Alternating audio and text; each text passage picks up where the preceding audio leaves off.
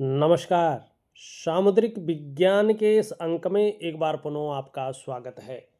एक सुंदर सी फीमेल हथेली, आप महिला जातिका हैं और आपकी रियल हथेली मेरे सामने विवेचना के लिए आ रखी है।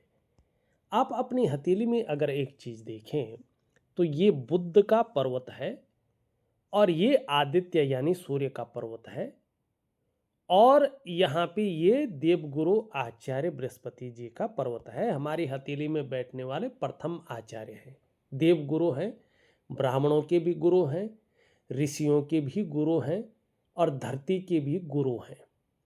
तो पद में भी सबसे बड़े हैं और मान प्रतिष्ठा भी देने वाले ग्रह हैं, इष्ट कृपा देने वाले ग्रह हैं। और जो भी योग बनते हैं हथेली में, बिना बृहस्पति का कोई भी योग फलदायी नहीं होता है।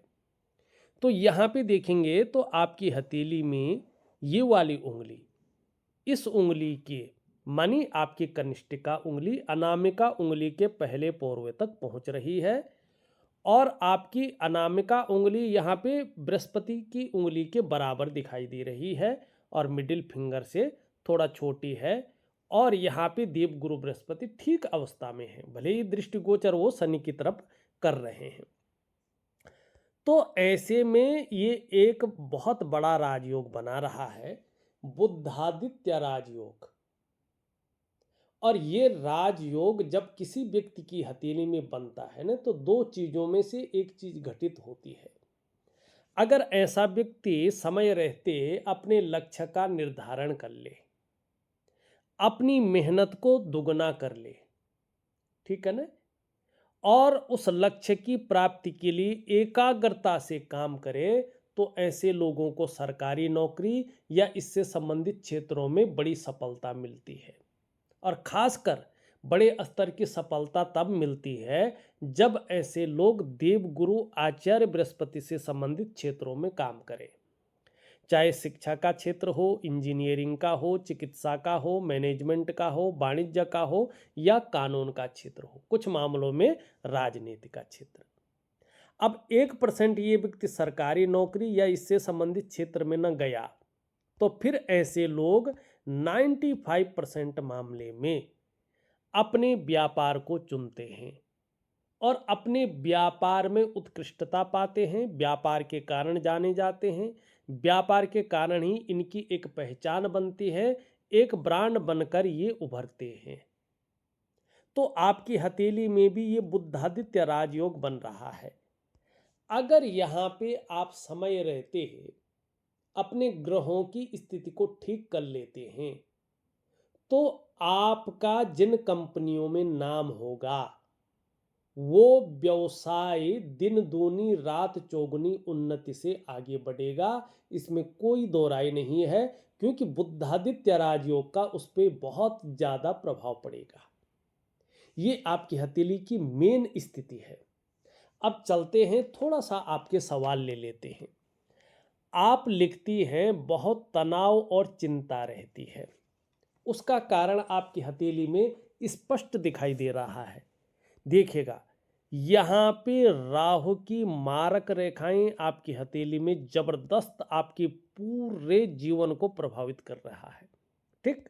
और इसके साथ यहाँ पे चंद्रमा आ गया है, ठीक। देवगुरु आचार्य बृहस्पति यहाँ पे शनि की तरफ दृष्टिगोचर कर रहे हैं और शनि अपनी ऊर्जा को अथाह रूप में बढ़ा रहा है। जब ये आता है तो कहीं ना कहीं व्यक्ति के जीवन में बहुत ज़्यादा संघर्ष, बहुत ज़्यादा तनाव और चिंता की स्थिति में ले आता है। ये राहु आपके जीवन में देवगुरु बृहस्पति को ग्रसित कर रहा है, तो आप कितना भी पाठ पूजा कर लो, इष्ट कृपा नहीं मिल रही है। दूसरी बात है, ये शनि की तरफ दृष्टिगोचर कर रहा है, तो बेवजह का तनाव आपके जीवन में आ गया है या कोई ना कोई वजह बन रही है जो तनाव और आपके मन के असंतोष स्थिति को बढ़ा रही है।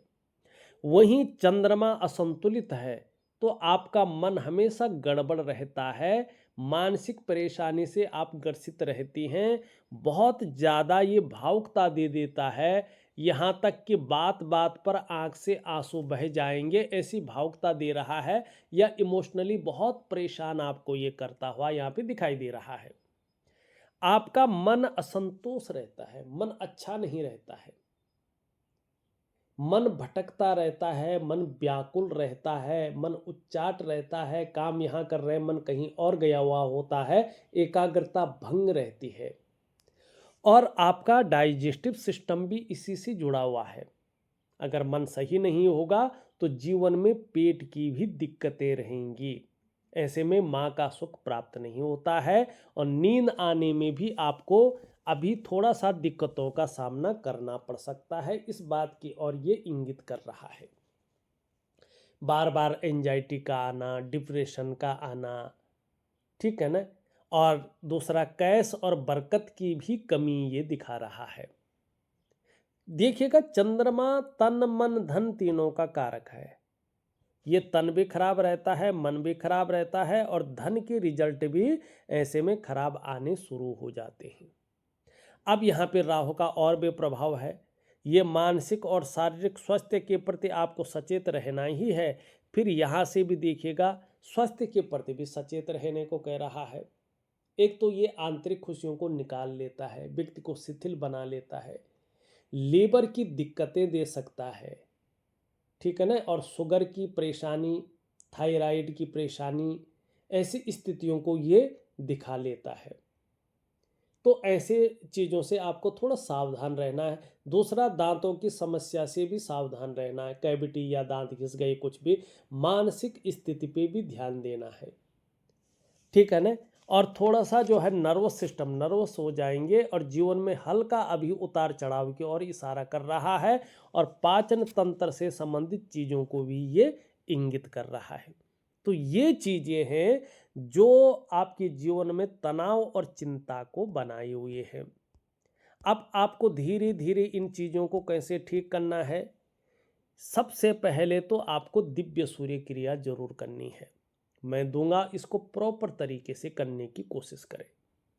दूसरा, दिव्य योग ध्यान क्रिया एक प्रकार का प्राणायाम है, योगा है, मेडिटेशन है। इसको बहुत ध्यान से करिएगा, ठीक। ये दो चीजें आपको जरूर करनी है।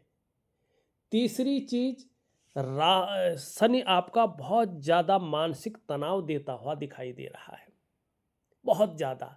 तो एक काम करिएगा कि शनिवार को एक लोहे का छल्ला जरूर लीजिएगा, लोहे का छल्ला जरूर लीजिएगा। उसको गंगा जल से साफ कर लीजिएगा, साफ सूती वस्त्र से पोंछ लीजिएगा, धूप जला करके धूप दिखा दीजिएगा, और एक चंदन का टीका लगा लीजिएगा। और शनिवार शाम को गोधूली बेला पर अपनी लेफ्ट हैंड की मिडिल फिंगर में ओम शं शनिश्चराय नमः, ओम शं शनिश्चराय नमः बोल बोल करके धारण कर लीजिएगा। तो धीरे धीरे आपको बहुत अच्छी राहत मिलनी शुरू हो जाएगी, ठीक है ना। तो ये चीज़ें आपको जरूर करनी है, तो आपको बड़ा लाभ होगा। अब दूसरा प्रश्न आप लिखते हैं, बेटों के साथ संबंध। देखिएगा, जब आपका देवगुरु बृहस्पति अपने एक अच्छी स्थिति में आएंगे और शुक्र के साथ पूरी तरह से जो है एक दूसरे का सपोर्ट करेंगे, तो आपको चिंता करने की ज़रूरत नहीं रहेगी। आपका संबंध बेटों के साथ बहुत अच्छा रहेगा। घरेलू जीवन कैसा है? अभी तो क्या कहूँ यार, अभी तो आपका जीवन केवल तनाव में चल रहा है, चिंताओं में चल रहा है, अस्त व्यस्त अवस्था में चल रहा है। इन चीज़ों को ठीक करने के लिए आपको सबसे पहले दिव्य सूर्य क्रिया का सहारा लेना है, दिनचर्या में बदलाव करना पड़ेगा, और दिव्य योग ध्यान क्रिया का सहारा लेना पड़ेगा। ये दो चीज़ें ही आपके जीवन को एक बेहतरीन दिशा दे पाएंगी, आपके स्वास्थ्य, आरोग्य और तंदुरुस्ती को एक बेहतरीन अवस्था में ले पाएंगी, आपके दाम्पत्य जीवन को, आपके पारिवारिक जीवन को, आपके सामाजिक जीवन को एक मधुर बेला में ले आएंगी, मधुर स्थिति में ले आएंगी। स्वास्थ्य, स्वास्थ्य के बारे में मैंने ऑलरेडी बता दिया है। कंपनियों में नाम होने के कारण व्यवसाय, अब व्यवसाय में आपने क्या लिखा होगा, हो सकता है आप लिख रहे होंगे कि कैसा चलेगा। यहाँ पे एक चीज़ का ध्यान रखिए, ये आपकी रिंग फिंगर है और इसके नीचे का ये भाग देखेंगे यहाँ पे, ये पूरी तरह से जो है अपनी ऊर्जा को खत्म किए हुए है। और ये है सूर्य। जब सूर्य इस प्रकार से होता है, ठीक है ना, तो हम जो काम कर रहे होते हैं तो उसमें चीजें उभर कर निखर कर नहीं आ पाती हैं। ऐसे में आपके अंदर जो क्वालिटी होती है, जो योग्यता होती है, उस तरह से चीजें उभरती नहीं है, निखर के नहीं आ पाती हैं।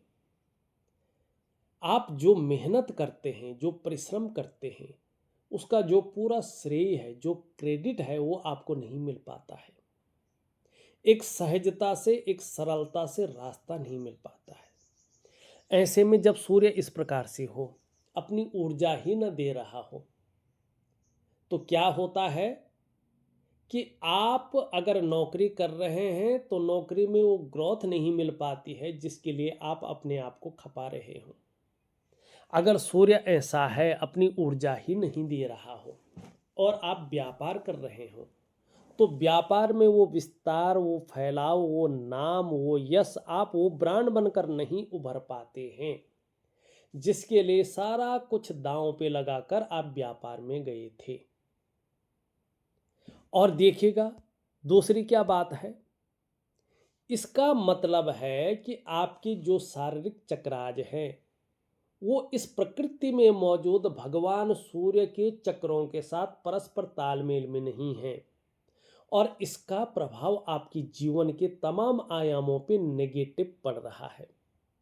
कहीं ना कहीं आपका जो स्वास्थ्य है, जो जीवन की वास्तविक खुशहाली है, जो आपके अंदर की ऊर्जा है, जो उमंग है, इन चीज़ों की आपको चिंता करनी पड़ रही है। ये चीज़ें हमेशा आपके साथ प्रॉपर तरीके से नहीं दिखाई दे रही हैं। अब ये क्यों होती हैं? देखिएगा, सूर्य खराब तब होता है, सूर्य अपनी ऊर्जा तब सही से नहीं देता है जब आपका रूटीन, आपकी दिनचर्या लंबे समय से बैलेंस स्थिति में न हो, मानी मैनेज स्थिति में न हो। तो सबसे पहले आपको क्या करना है, सूर्य को ठीक करना है तो अपनी दिनचर्या में बदलाव करना है। अगर आप धीरे धीरे अपनी दिनचर्या में बदलाव करते हैं और दिव्य सूर्य क्रिया को प्रॉपर तरीके से करते हैं तो आपकी जो शारीरिक चक्राज है वो प्रॉपर तरीके से सूर्य भगवान के चक्रों के साथ परस्पर तालमेल में आएंगे और इसका प्रभाव सकारात्मक रूप से आपके जीवन के तमाम आयामों पे पड़ेगा।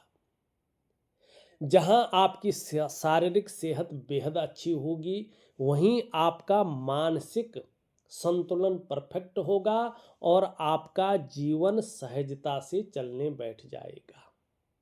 फिर चाहे आपका शारीरिक या मानसिक स्वास्थ्य हो, जीवन का ऊर्जा हो, उसका उत्साह हो, उसकी उमंग हो, इन चीज़ों की आपको चिंता नहीं करनी पड़ेगी। ये चीज़ें हमेशा आपके साथ बनी रहेंगी। यही हर सूर्य क्रिया की बुनियाद है, जिसकी प्रकृति भौतिक है, जिससे आप प्रकृति के चक्रों के साथ तालमेल बना पाते हैं। देखिएगा, आपका अस्तित्व, हमारा अस्तित्व प्रकृति में मौजूद चक्रों से मुक्त नहीं है। और सूर्य क्रिया का मतलब है अपने भीतरी सूर्य को जागृत करना, क्योंकि हम लोगों के अंदर भी एक सूर्य है, वरना हम लोग अपने शरीर का तापमान कायम नहीं रख पाते। तो सूर्य की बहुत बड़ी महिमा है, बहुत ज़्यादा प्रभाव हमारे जीवन पर पड़ता है। तो इस चीज़ को आपको कहीं ना कहीं जो है समझना पड़ेगा और करना पड़ेगा और अपने जीवन में इसका लाभ लेना पड़ेगा। तो जहाँ तक मुझे लगता है मैंने आपके सभी सवालों का जवाब प्रॉपर तरीके से आपको समझा के दे दिया है। अब चलते हैं, कुछ अन्य चीज़ों को भी देख लेते हैं आपकी हथेली में वास्तव में क्या लिखा हुआ है। एक सुखद जीवन जीने की चाह बनी हुई है और सुखद जीवन जीने की चाह नहीं है, सुखद जीवन जीने के लिए प्रयत्नशील व्यक्तित्व भी दिखाई दे रहा है। धार्मिक भावनाएं भी बहुत अच्छी रहेंगी, ईश्वर में विश्वास बना रहेगा और अपने आराध्य के प्रति समर्पण की भावना भी बनी रहेगी। यहाँ पे देखेंगे तो आप जीवन में कामयाब तो होंगे, लेकिन बहुत ज़्यादा मेहनत, बहुत ज़्यादा परिश्रम करने के बाद ही चीज़ों में सफलता दिखाई दे रही है और कई बार भागा दौड़ी का काम भी हल्के रूप में हो सकता है। यश पाने की इच्छा, नेम फेम पाने की इच्छा और अपने कार्यों में विस्तार और फैलाव पाने की हमेशा इच्छा बनी रहेगी। धन और यश की भूख है।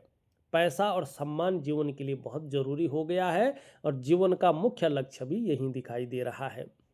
जब जब आपकी जन्म कुंडली में शनि साढ़े साती में होंगे, ढैया में होंगे या बकरी अवस्था में होंगे, तब तब इसका प्रभाव आपके जीवन पर गहरा और लंबा पड़ेगा। अब कितना पड़ेगा ये आपके कर्माज के ऊपर डिपेंड करता है। धन कमाने की बहुत अच्छी ललक रहेगी और इसका लाभ भी आगे चलकर आपके लिए हो जाएगा। ये भी यहाँ पे अच्छा दिखाई देता हुआ नजर आ रहा है। यहाँ पे अगर हम देखेंगे तो ये आपकी हृदय रेखा है और यहाँ पे जो है एक शानदार विष्णु तिलक बन रहा है। वहीं देखेंगे तो यहाँ पे भी एक जो है पद्म का चिन्ह बन रहा है।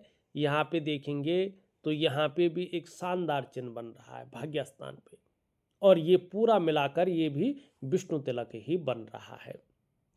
तो ये स्पष्ट बता रहा है कि आप चाहे किसी को भी मानती होंगी, किसी की भी पूजा अर्चना करती होंगी, लेकिन आपके परिवार में, आपके कुल में ठाकुर जी की बहुत बड़ी कृपा है।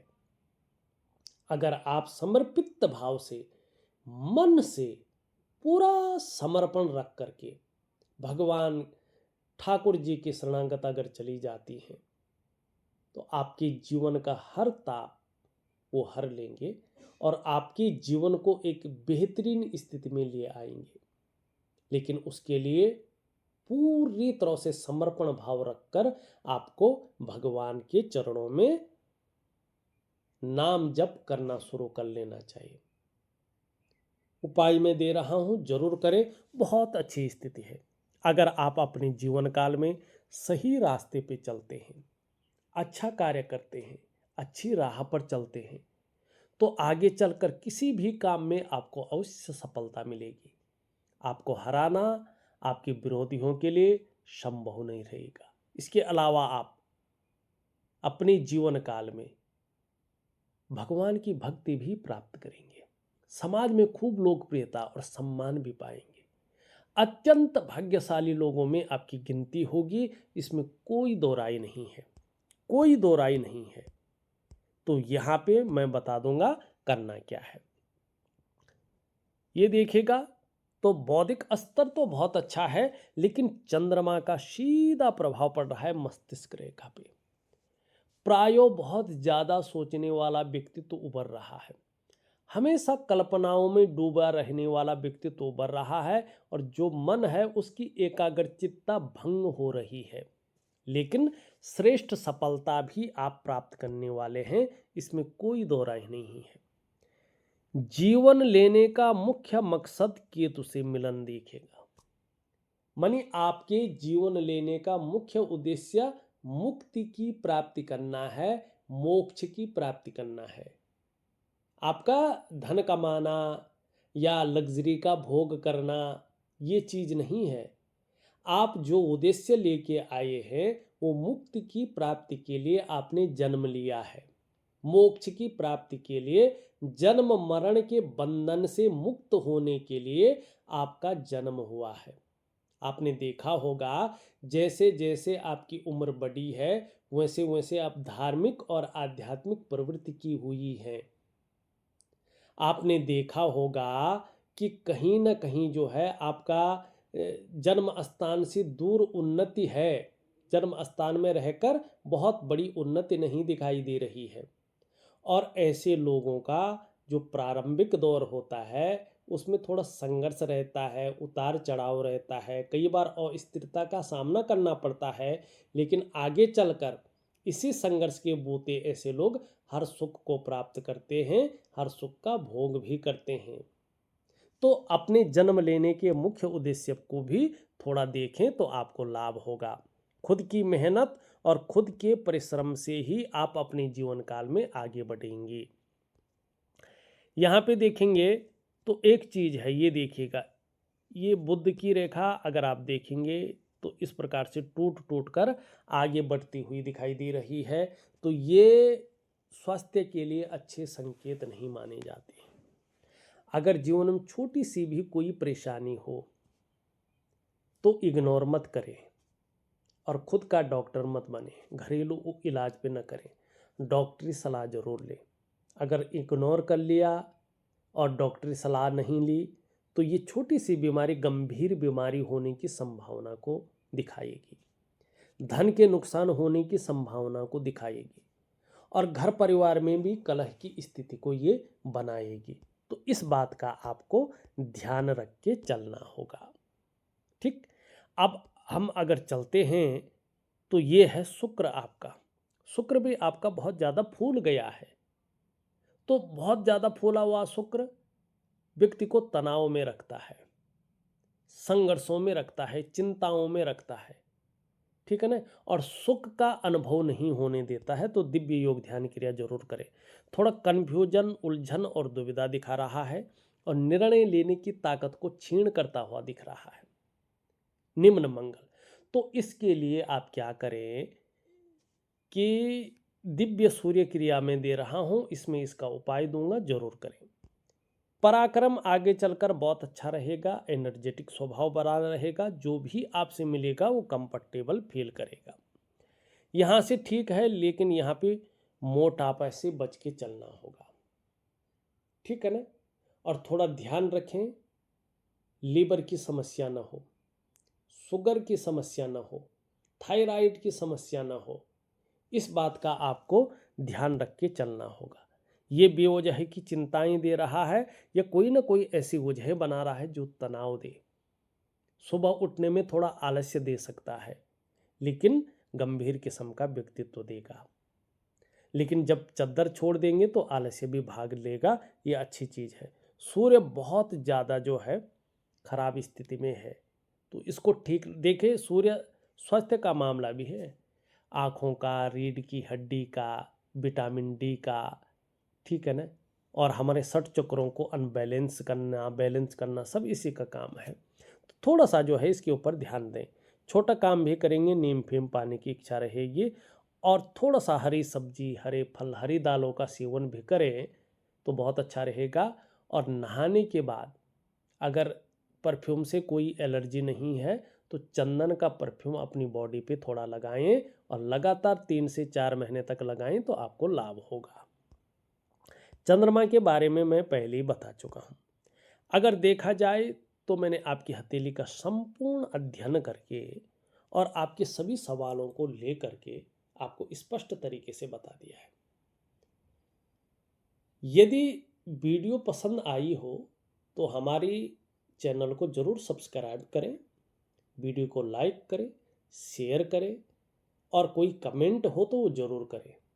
और आप एक बात का ध्यान रखिएगा, अगर कुछ रह गया हो, पूछना हो, निसंकोच कॉल कर सकते हैं। तो इस अंक में बस इतना ही। एक नए अंक के साथ पुनः उपस्थित होऊंगा, तब तक के लिए नमस्कार।